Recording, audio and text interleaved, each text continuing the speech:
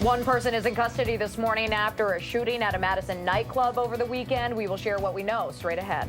And Madison leaders want to transform a part of State Street that's seeing issues with drugs and violence. This is News 3 This Morning.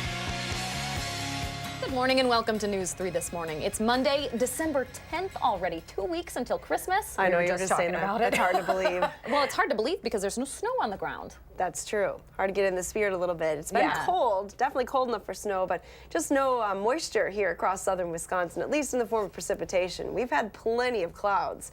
We do have a little bit of fog this morning as well. The National Weather Service in Milwaukee did issue a dense fog advisory for Rock and Walworth counties. They go until 9 this morning. Here's a look at our current temperatures. With temps well below the freezing point, that fog could be freezing fog in some spots. So be aware that there may be some slippery spots on the roads this morning.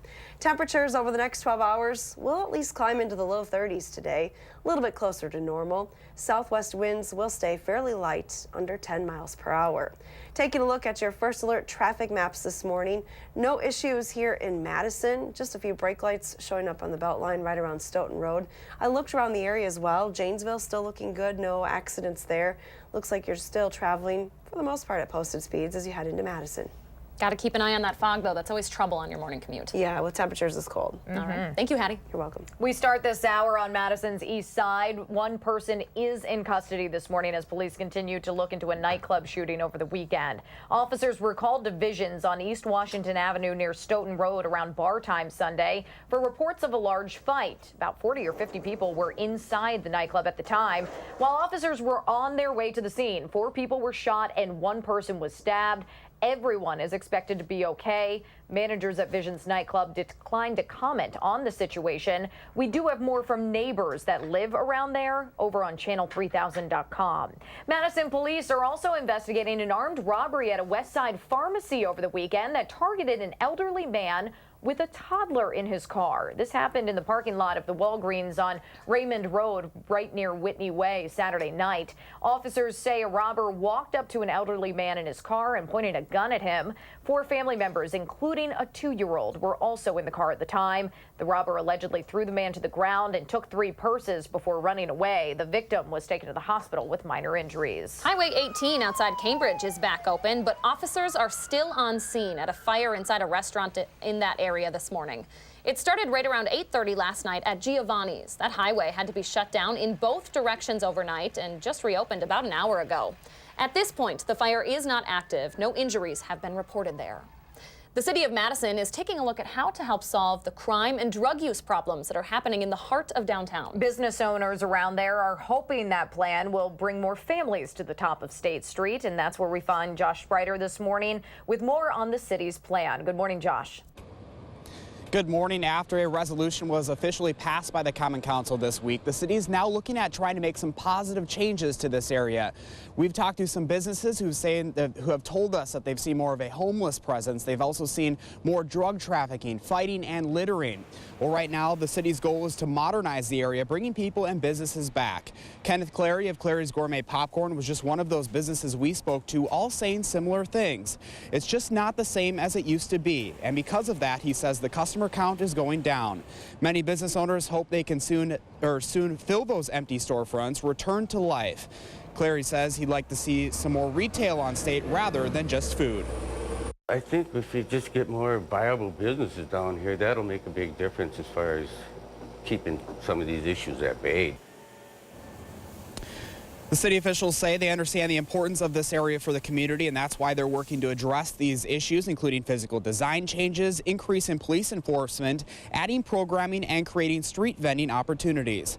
Again, this is only the beginning of this project. Over the next couple of weeks, the city is actually going to create a designated area where you at home will have a say on what you'd like to see in this area, and I'm told they soon maybe be able to have these changes in place by next summer. So a lot to look forward to here, ladies. Absolutely, and a lot for us to follow up with in that area. Josh Spreiter reporting live this morning from downtown Madison. Thanks, Josh. All right, to politics now. Governor Walker has until Wednesday to decide what to do with the bills passed in last week's lame duck session. Governor-elect Tony Evers is threatening a lawsuit if Walker approves those bills, which would limit his successor's power once he's sworn in next month. But even if that happens, political science experts say it could take years for that to get through the court system. On Meet the Press yesterday morning, Evers said he has talked to Walker over the phone, but he's not optimistic the governor will veto those bills.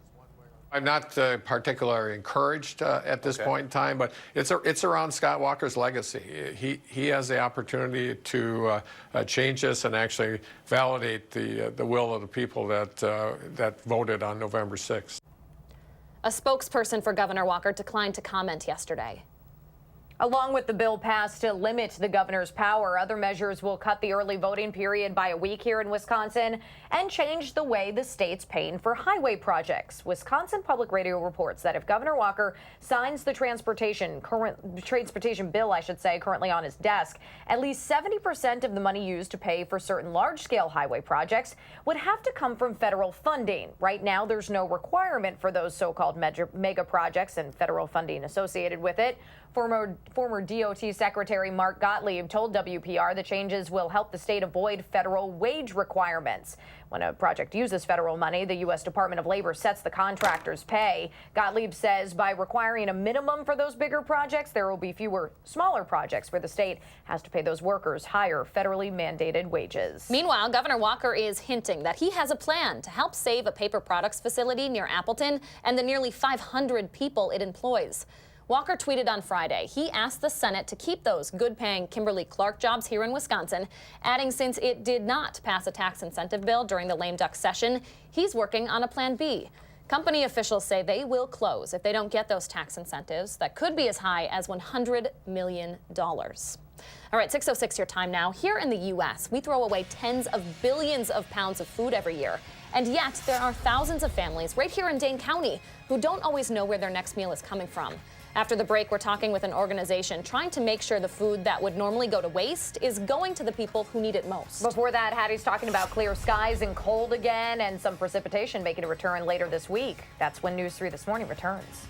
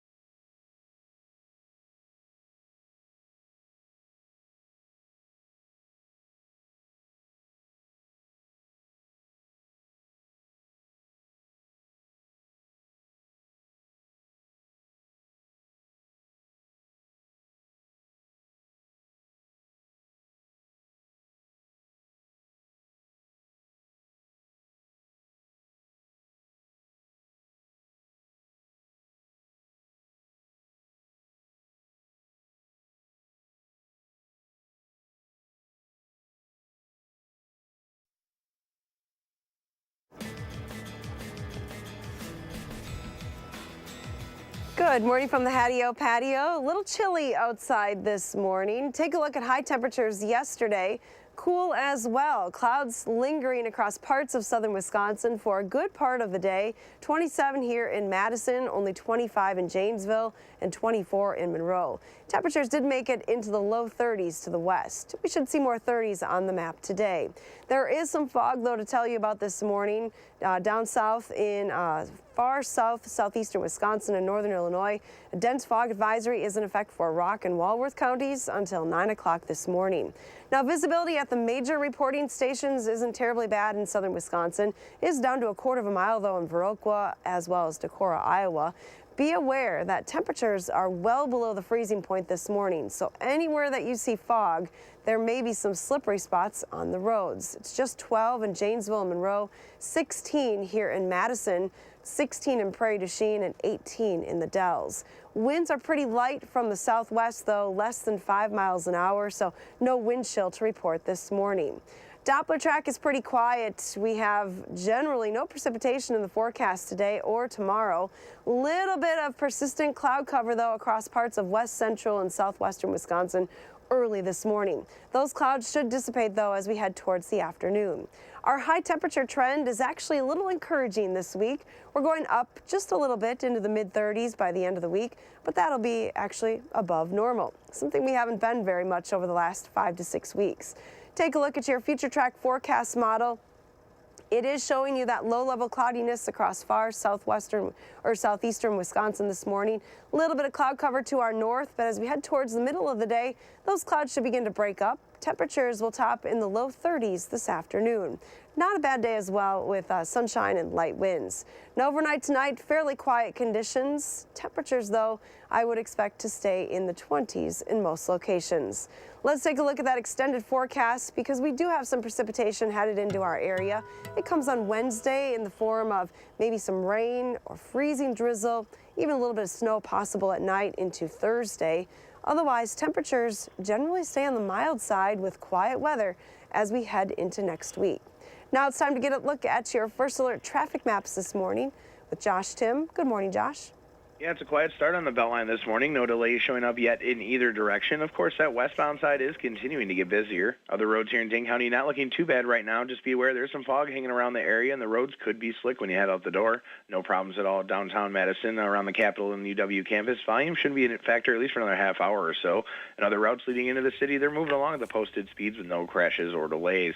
Your First Alert traffic, I'm Josh Tim. Thank you, Josh, and thank you, Hattie. So it may be hard to believe, but 1 in 6 children here in Dane County do not know necessarily where their next meal will come from, and 57,000 people living in the county aren't getting the proper nutrition that they need. Those are incredible numbers, but there is a way that you can help. Marcia Cachetta is from the Badger Prairie Needs Network. She's here to talk about the Kitchen to Table program. Good morning, Marcia. Good morning. So I guess when I was looking at some of these numbers, what surprised me is just how much waste there is. 72 billion pounds annually that we're just throwing away. In the United States, 40% of all food that's produced is wasted. And we are doing something about that here. Tell us a little bit about this. We're starting a new program here in Dane County, bringing a lot of partners together to leverage all of their assets to start recovering surplus prepared food.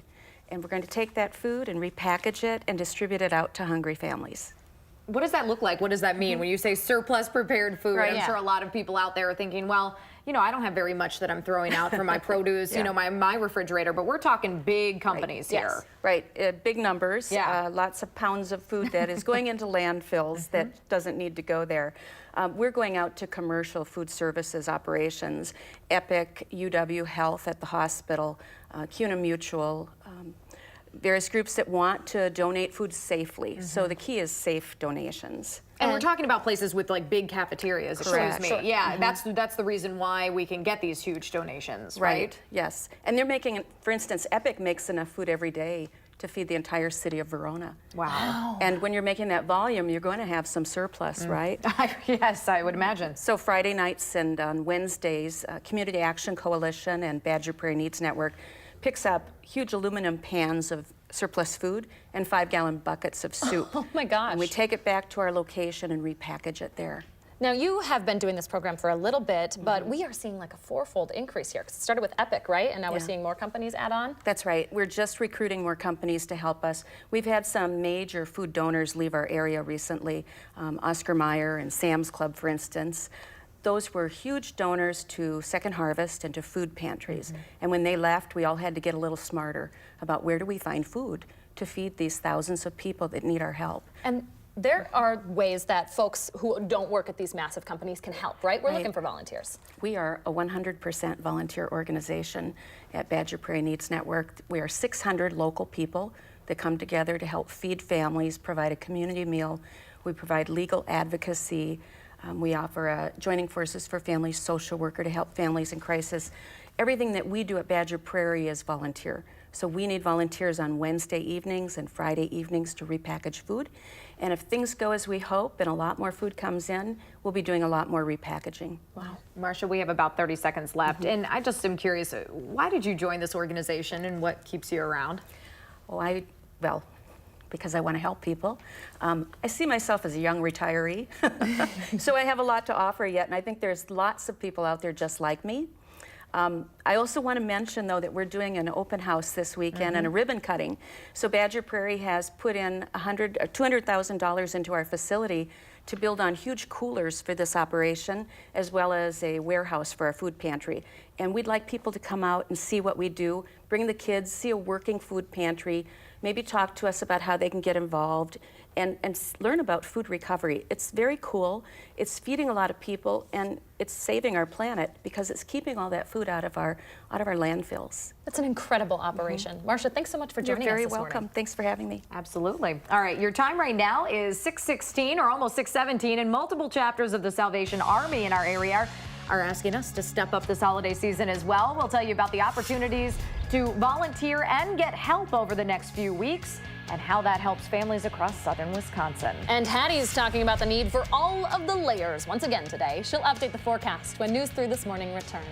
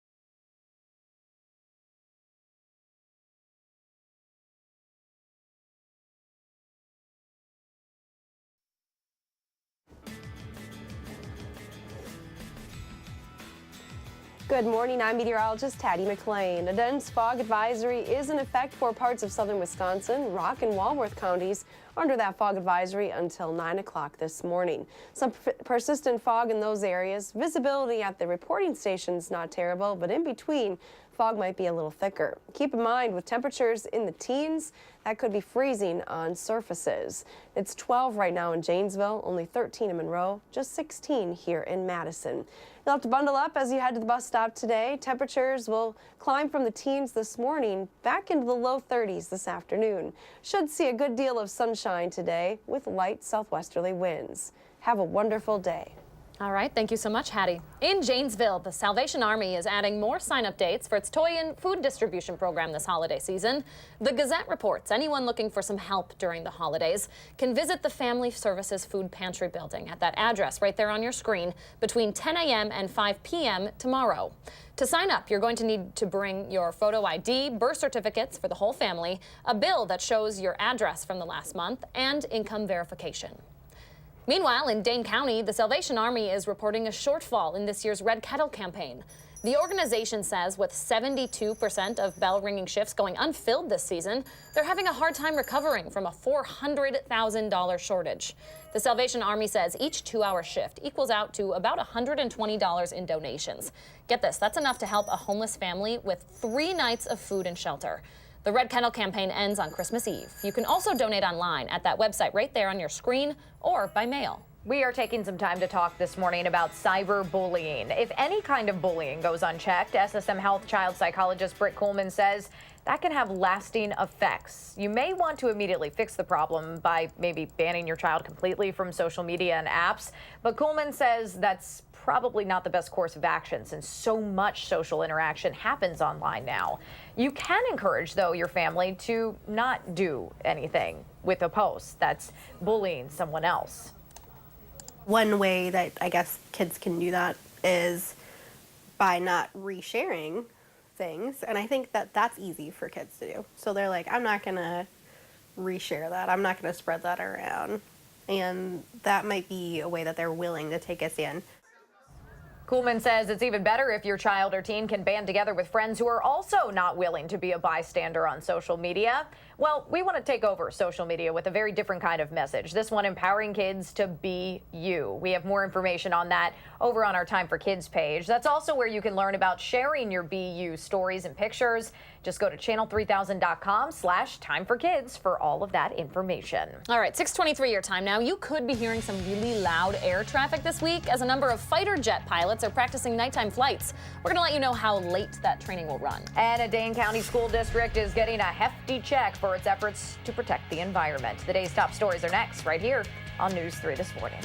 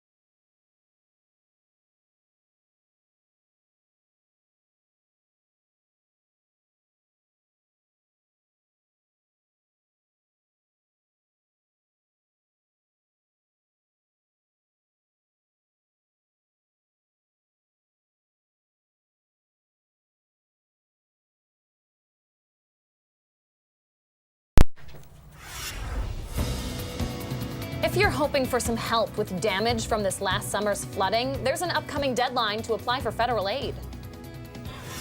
The city of Madison is trying to make the top of State Street a focal point once again. I'm Josh Bretter live in downtown with how you can even have a say in this project. This is News 3 This Morning. Good morning and welcome to the final half hour of News 3 this morning. It is 6:27 now on this Monday, December 10th. And boy, looking at State Street, you really get in the holiday mood with all the lights. Not so much with the forecast, lots of sun. Yeah, lots of sun, but lots of cold as well. Hattie is outside in her very warm hat that we love to see. Unfortunately, you don't love to wear it so much, Hads, right? Yeah, no, it's cold outside, so you got to bundle up this morning. Temperatures are down in the teens. And take a look at this view from the WISC-TV Skycam. We don't necessarily have any fog here in Madison, but there is kind of a haze over the city this morning. There's some moisture stuck in the lower levels of the atmosphere, and with cold temperatures, that is resulting in some frosty conditions this morning. All of those news cars in the parking lot are going to need to be scraped off this morning, so plan some extra time if you park your car outside. There also is a little bit of fog developing in far southern Wisconsin and northern Illinois as well. Visibilities are generally over a mile in that area, but there could be some freezing fog. Again, keep in mind, temperatures are in the teens this morning, so everything is frosty outside. Temps will climb back into the low 30s, though, this afternoon, so a little bit warmer than yesterday. And we should see more sunshine as well. Now let's get a look at your first alert traffic maps this morning. We'll see what's happening on the area roads. There is an accident report on the interstate. This is the southbound lanes of I-39. An accident right around exit 126 near DeForest, so be aware of that. No delays right now, but I would imagine that some delays could start to form there. A little slow as you approach the Beltline on Stoughton Road, and also seeing some delays on Verona Road as well this morning. Here's a look at your drive times, though. No other major slowdowns in the area to report. And that's your first alert traffic. All right, Hattie, thanks so much. So the top of State Street is one of the most visible spots for anyone visiting downtown Madison. And city leaders want to make sure families feel safe in that area after an increase in crime there in recent years. Josh Breiter's live there along the 100 block to talk about the city's new plans and how businesses feel about them. Good morning, Josh. Good morning, ladies. This area will soon look a lot different, and you have a big say in what may go here. The city is currently looking at making some physical design changes, but that's only part of it. City leaders have officially activated a plan to transform the top of State Street. Area businesses have seen a spike in a homeless presence and problems like littering, fighting, and drug deals. City officials are looking into what other programs, activities, businesses, and nonprofits could be brought in to fill some of the empty storefronts. For business owners like Kenneth Clary of Clary's Gourmet Popcorn, this is a welcome sign, as he says he doesn't see the foot traffic he used to. People have bad experiences down here, and then they go back and they do the bad reviews with their friends and their work associates, and I think that makes an issue as far as people coming down here too. The city says it is working to increase police enforcement and add more entertainment options to this area as well. The city is looking at what makes the most sense at modernizing the area, making it more family friendly. As far as your say in the project, the city of Madison will officially have a place designated for your proposals sometime within the next couple of weeks. I'm told if all goes said and done with their plan, they could have some positive changes in store by the time summer comes around, when the weather starts to be nicer out here, ladies. We will certainly keep an eye on all of those plans and hopefully cross our fingers for some better weather next time Josh has to cover this. Josh Breiter reporting live from downtown Madison. Thanks, Josh. 6:30 your time now. A reminder this morning for anyone impacted by this summer's historic flooding. You have just 1 week left to register your damage with FEMA. Homeowners and businesses need to do that to be considered for any recovery funding. You can register online at disasterassistance.gov or over the phone at that number right there on your screen. Again, the deadline to do that is next Monday, December 17th. Well, chances are you have a Christmas tree all lit up in your living room this morning, but there's also a chance that Tannenbaum could cause a deadly fire. Stats show Christmas trees and holiday decorations are to blame for about 170 fires every year. Just last Thursday at a home here in Madison, firefighters rescued 2 dogs trapped in crates when a faulty electrical cord caught a Christmas tree on fire. Now, both dogs were okay. The fire, though, left $60,000 worth of damage. Firefighters say it's important to keep trees away from any sources of heat, follow manufacturer guidelines about stringing lights together, and look out for any old or worn-out electrical cords. 6:31 right now, and Governor-elect Tony Evers will be in Green Bay tomorrow, kicking off a statewide budget tour. Now, Evers and Lieutenant Governor-elect Mandela Barnes will be in Wausau and La Crosse later this week, and then Milwaukee next Wednesday, hearing from constituents about that upcoming budget. Governor Walker has until this Wednesday to decide whether to sign or veto the bills passed last week during a lame duck session that would curb the incoming governor and attorney general's powers. If he does nothing, those bills become law by default. So you might hear some loud F-15s flying overhead if you live in Madison over the next few nights as the Wisconsin National Guard 115th Fighter Wing conducts nighttime training flights. That happens today through Thursday. It's going to happen around 10 p.m., so just be aware. National Guard officials say those pilots will be following paths designed to minimize the noise. Those pilots and maintenance personnel are required to clock in a certain number of nighttime training hours. We want to let you know about a training you might want to mention to your child's daycare provider. Madison College is offering a 4-hour seminar on active shooter situations.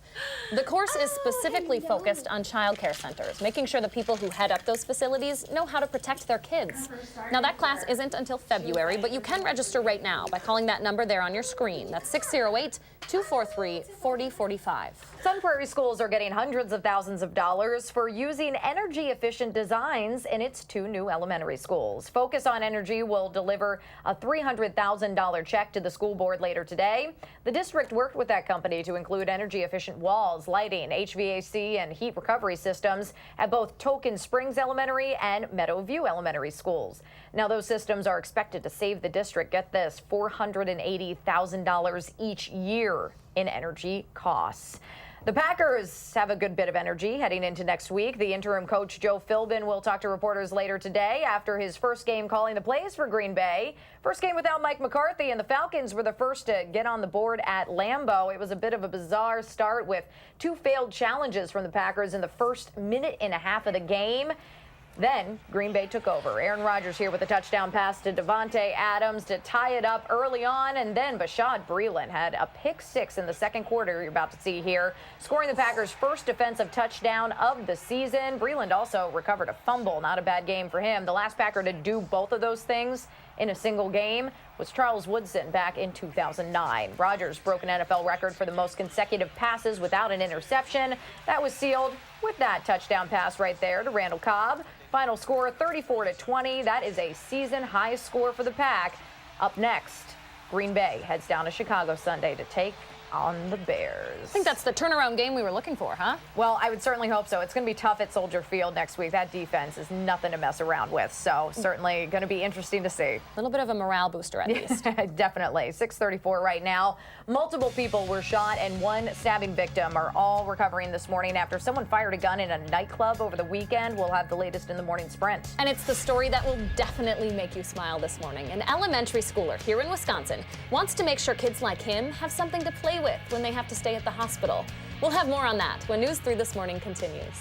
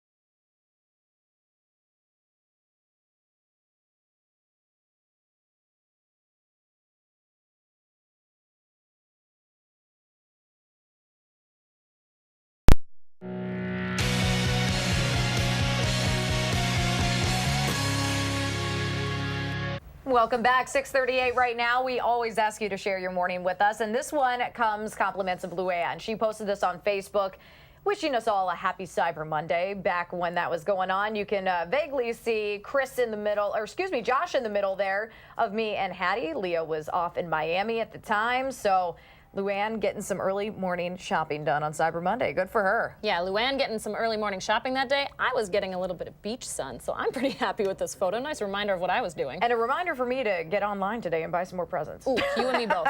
Thanks for that reminder, Luann. What does your morning look like? Take a picture, post it on our Facebook page or on Twitter, but make sure to use that hashtag MyNews3Morning so Danica and I can find them and share our favorites right here on the program. All right, this may be my favorite story of the morning. An 8-year-old boy in Racine County is making sure kids who spend the holidays in the hospital have a little bit of a reason to smile.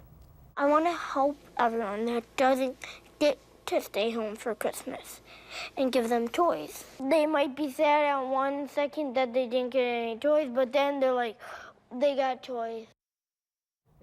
So that right there is Cody Struble. He has had 3 major surgeries to his skull. Those all happened by the time he was 5 years old. That means he spent a lot of time at Children's Hospital in Milwaukee. So for the 3rd year in a row, he's holding a toy drive, and he's hoping to collect 1,500 toys this time around. Racine County's sheriff's also helping out this year, asking the community to stuff a SWAT truck with gifts. I love that story. Yeah, good on you, Cody. excellent. All right, check out this next story. This one's out of Michigan. You're going to love this one, too. A mother who was just trying to help her daughter have an easier time getting ready for recess, is now making life easier for others in wheelchairs. It took a few tries, but Jennifer Harrison finally came up with a body coat for her daughter, Zoe. After posting a video on Facebook to show her teachers how it works, the Harrisons now have more than 100,000 requests for people wanting a coat of their own. So they started their own business. See my ability, not my disability. And we crossed out the X, and it's like, see what I can do, not what I can't do. Yes, Zoe, great message there. Right now, they are taking all the money they make to create more body coats. You can find one at the link right there on your screen. That's xabilitystore.com. It's the little things you don't think about until you're in that situation, and boy, oh boy, is that cool. Heartwarming. You go, girl. Love that. All right, 6:40 your time now. After a long stretch of days with sunshine, we do have some rain, possibly snow back in the forecast. Hattie's going to let us know when to prepare for that precipitation, what the kiddos should be wearing to the bus stop this morning. That's coming up after the break. First, though, it is December 10th. We want to say happy birthday to Weston, Liam, and all the kiddos turning 3 today. Look at that ham, cheesing it up. Thanks for starting your special day with us and celebrating with News 3 this morning.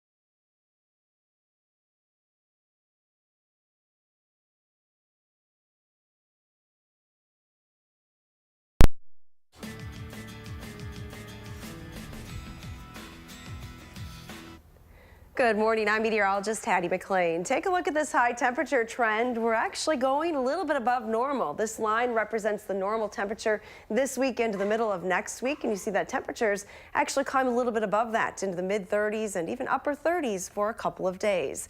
Now, a lot of people starting to ask me, are we going to have a white Christmas? It's pretty bare ground here across southern Wisconsin, and looking at statistics, we have a good chance. About a 66% of the time we have at least an inch of snow on the ground on Christmas morning. You can see better chances as you head northward, of course, as you might expect. The southern part of the country virtually never sees a white Christmas. But we did get snow in parts of the country that don't typically see snow this time of the year over the weekend. Our forecast here for southern Wisconsin, not looking good for a lot of snow. Our snow depth currently on the ground, basically bare ground for the southern part of the state. We have anywhere from 1 to 3 inches, maybe a few spots slightly higher than that, but generally by this time of the year we would at least see some higher snow totals through the northern part of the state, but that's just not the case this year. GFS Future Track though does show you that there is a chance for some snowflakes coming on Wednesday. This is going to be a fairly fast moving system, bringing some snow, possibly mixing in with a little bit of freezing drizzle at times or even some rain before it comes to an end. Another system tracking to our south on Thursday, though, will bring a chance for precipitation. This one, unfortunately, with south winds and warmer temperatures, though, looks like it is going to bring some rain to southern Wisconsin on Thursday. So a couple of systems to watch. They all move out of the area, though, by Friday. Now, as far as total precipitation, we're not looking at much, maybe up to an inch north of Madison with that next event on Wednesday. Likely to see liquid precipitation equivalent a little bit higher with the potential for some rain on Thursday. Here's where we sit though this morning. It's definitely cold enough for snow. It's 16 degrees, a little bit of a haze in the atmosphere this morning, so a lot of frost present early today. Dense fog advisory is in effect for Rock County. That goes until 9 o'clock this morning. Here's a look at current visibility numbers. We're not seeing anything terrible across southern Wisconsin. Visibility, though, has dropped to 1/4 mile in Viroqua. Keep in mind, though, anywhere that you're dealing with that fog, temperatures are below freezing for the entire area this morning, so there could be some slippery spots on the roads. Luckily, with these cold temperatures, wind chill factor not really even in the mix this morning. Winds are generally 5 miles an hour or less. Here's a look at your Pinpoint City forecast highs today. We do have some sunshine in the forecast today. 33 for a high in Stoughton, as well as Evansville and Milton. To the west, we're looking at sunshine there as well. Might take a little bit longer to see that sunshine in places like Richland Center. There we're looking for a high of 29. A little bit of cloud cover to the north, again dissipating late this afternoon, holding highs to around 27 in Baraboo today, 26 in Montello. Now here in Madison, looks like our temperatures will climb to highs in the low 30s, a little bit warmer than it was yesterday. Temperatures will climb even through the week, 33 on Tuesday, but then on Wednesday, watch for that chance for snow, maybe even a little bit of freezing drizzle. Otherwise, a pretty quiet forecast as we head into next week. Here's a look at our pet walk. Oh. This is Zelda in Madison. Zelda would disappear if we had some snow on the ground. I was just going to say that. Luckily, her owners don't have to worry about that. Not right now. All right. Thank you, Hattie. You're welcome. Free Zelda, all nice and warm. The morning sprint's coming up next here on News 3 This Morning. Stay with us.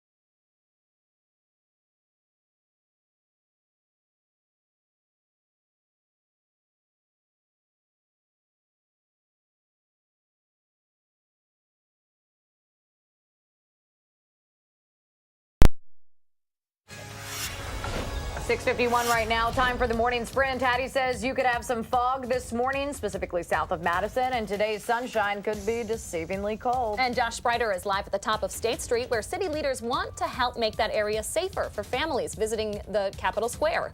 But we start on Madison's east side, where police have one person under arrest this morning after a nightclub shooting over the weekend.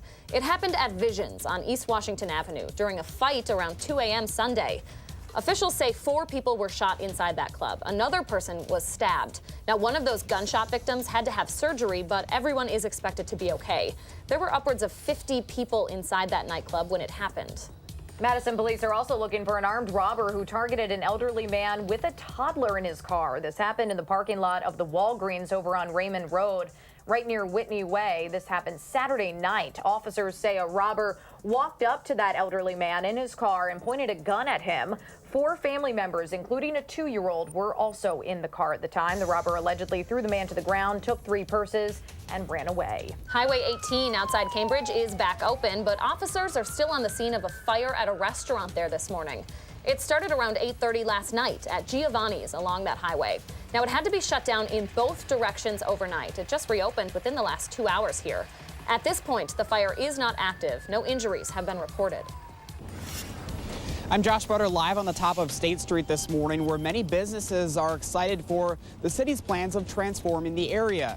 The city of Madison has officially activated a plan and will soon be taking proposals of what can be done to make this corner a focal point once again. They're looking into what new programs, activities, businesses, and nonprofits could be brought in to modernize the area. Many business owners we talked to have seen growing concerns of homelessness and illegal activities in this area. Again, this is just the start. I'm told within a couple of weeks, the city will be taking ideas from you at home for what you'd like to see out here. We have everything you need to know at channel3000.com. Thank you, Josh. Thousands of people are waiting for the power to come back on as a massive pre-winter storm continues to dump snow over parts of the East Coast. More than 1.5 feet of snow fell in North Carolina and Virginia. At least 1 death is being blamed on this storm so far after a tree fell onto a man's car in North Carolina. All flights in and out of Dane County Regional appear to be running on time this morning, but hundreds of them out of Richmond, Charlotte, and Raleigh-Durham had to be canceled yesterday. No snow in our forecast today, but we do have a little bit of fog and haze across southern Wisconsin. You can see that from the WISC-TV Skycam shot this morning. There is a dense fog advisory in effect for Rock and Walworth counties until 9 o'clock this morning. Temperatures are well below freezing, so there may be some slippery spots on the roads. Highs will be in the low 40s. Hattie, thank you. President Trump is still looking for a new chief of staff after he announced this weekend that John Kelly will be stepping down by the end of the year.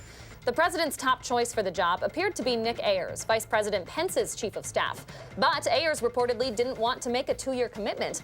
He announced he'd be leaving the administration this month as well. We could hear about a new pick as early as today. Meanwhile, Democratic Congressman Adam Schiff told Face the Nation over the weekend that President Trump could be indicted the day he leaves office. This is in response to the latest details in Robert Mueller's Russia investigation. Special prosecutors say the president's former personal lawyer, Michael Cohen, paid Mr. Trump's alleged mistresses to, quote, influence the 2016 presidential election in coordination with and at the direction of the president. Governor Walker has until Wednesday to decide what to do with the bills passed in last week's lame duck session.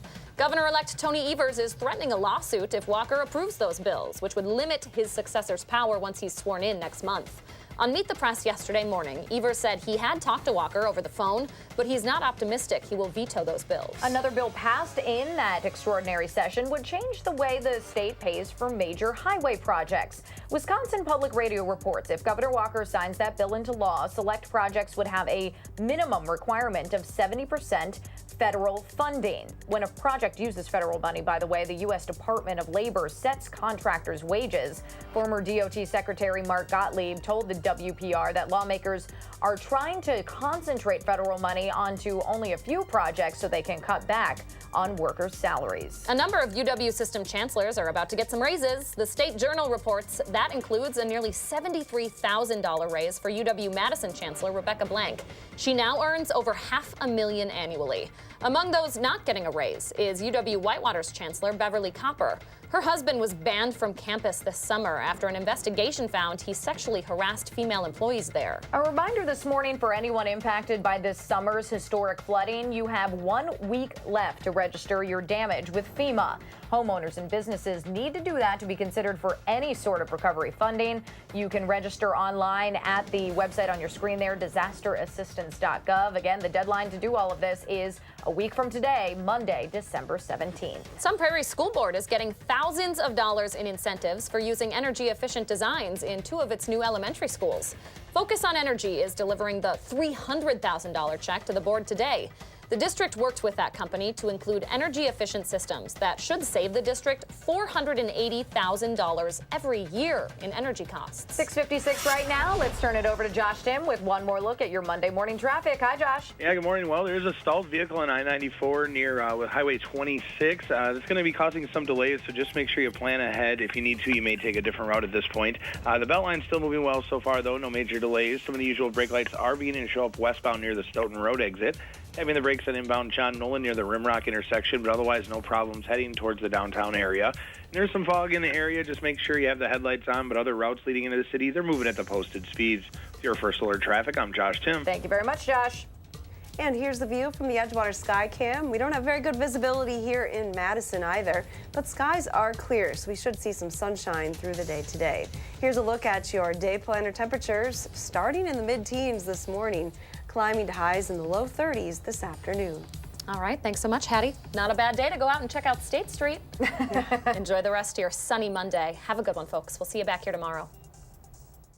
Making plans that are weather dependent? Get an accurate 12-hour, even a 10-day forecast. Download the Channel 3000 First Alert Weather app and start planning.